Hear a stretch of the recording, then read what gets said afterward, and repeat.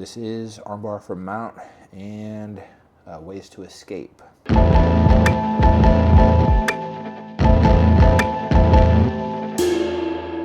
This video today, shout out to Forsaken Afterlife 4585, who asks in the comments, can she do the armbar from mount? And you teach her how to do it more effective and ways to escape. So absolutely, if you guys want to comment in any of our videos and ask for techniques, we'll be happy to go over anything for anybody.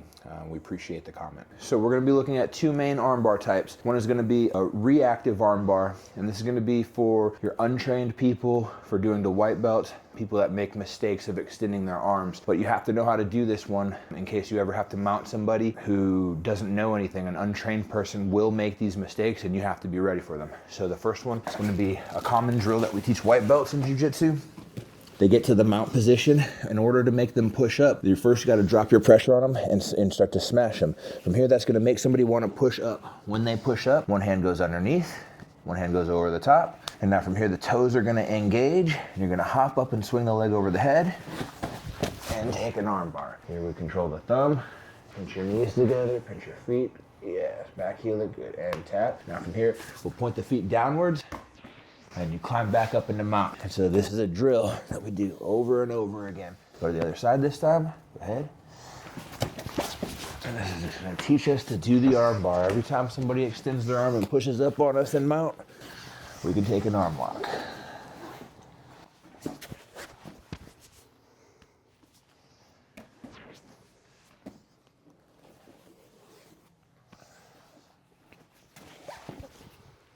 Okay, next we're going to be looking at proactive armbar, where we're going to be taking the armbar from somebody who's not trying to let us give the arms. I'm not trying to give the arms up. So if we're new to jiu-jitsu or untrained, we make the mistake of extending the arms. We've been doing this for a while. We've been armbarred. I'm going to keep my elbows in tight. I'm trying not to let them take my arm. So the way that we're going to take the arm, first we're going to lock our hand at the wrist and one at the elbow. All right, lock your arms all the way out. And now what you want to do is you want to transfer the whole weight of your upper body into your locked arms to push my arm down. Strong, strong, more. Use your core muscles, back muscles. If they allow this to happen, the arm goes to the mat right here. Now Kelly will pin downwards with the elbow next to the head, slide an arm underneath, lock up the Americana. She'll paint the knuckles on the mat downwards, tap, and we'll finish an arm lock, or Americana arm lock. So when I'm here and she starts putting that body weight into my arms, I'm gonna try not to let that happen if I'm trained. I don't want to be finished with an Americana arm lock, so I'm pressuring back against this way. She can change the direction instead of pushing down and drop her torso behind the elbow. From here now, she'll climb her knees up and switch to an S mount. All right, in the S mount, super important that all the weight gets distributed to the far side over here, over this side of my center line, because of the escape from the S mount, which I'll show in a second. But now from here, Kelly's posting on her other hand and hooking this arm with the free hand here. And so now from here, she'll climb her knee up over my face, separating my arm from the rest of my body and finishing with a arm lock. So now we'll show why you must distribute your weight towards this side. So go ahead and set the arm lock up again. Then I'm pressuring back, lock it into place. Okay, so right here, go ahead and keep the S mount, like pinch your knee in right here. Good. The weakness of the S mount is that there's no base in this direction. So if I want to disrupt somebody in this position, I'm gonna use my elbow against the hip and push them back and down in this direction. As I do, my feet will grab mat out towards the outside and my hips will shuffle underneath me so that I try to open up the space for their hips to get pushed into all at once. And I can sit up, not allowing the leg to come over my face. If the leg goes over my face, then I'm right back into an arm bar. She pushes me away. For arm locks, when they have fallen back onto their backs, we basically have three main types of arm bar escapes that we can do. The first one is angle changing, and most commonly known escape for that would be like the running man, where we run out and angle change with our feet pointing towards their feet. In this case, I'm changing the angle in this direction and I'm taking away the perpendicular orientation of our bodies. If I'm perpendicular, this is where I get arm locked.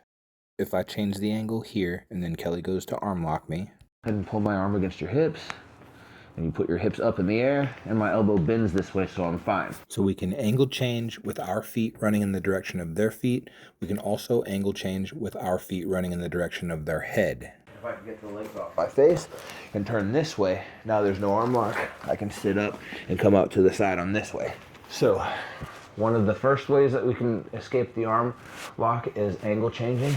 We'll angle change towards the outside, or we'll angle change towards the inside. The next way, let's say I want to go do a running man escape, but I feel like I can't do it because they're controlling the angle of my thumb. One thing that we could do is to teeter-totter our legs. Use the momentum to sit up forcefully into a stack, then use your hips in posture to aggressively pull your arm free to escape the arm bar. So we got angle changing and stacking.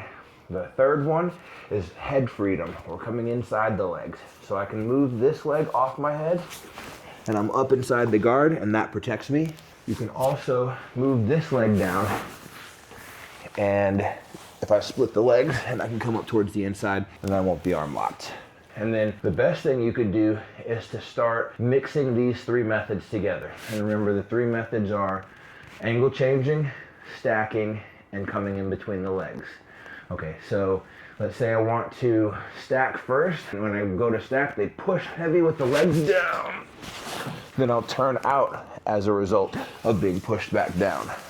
Another example of an armbar escape that we can do to combine these together would be to mix in the stacking escape. So you go to teeter-totter and lift them up, but then they use their leg and push you back down. When they do that, there's a moment when your head is free and there's nothing behind your head. Here, when they're biting with their leg and my head is connected to the ground, it's harder to get the leg off of the face. But when you sit up and they push, I can escape by throwing the leg off of the face in the process of being pushed back down. So I'm trying to protect my arm. I'm gonna go to stack, and the leg pushes back down. I can push the leg off of my head. And then climb back up into the guard to avoid the arm bar. Thanks for watching. Like and subscribe. If you guys have any other video ideas for us, we love to do stuff like that. So Put a comment, drop a comment in there, and let us know what technique you want to see next.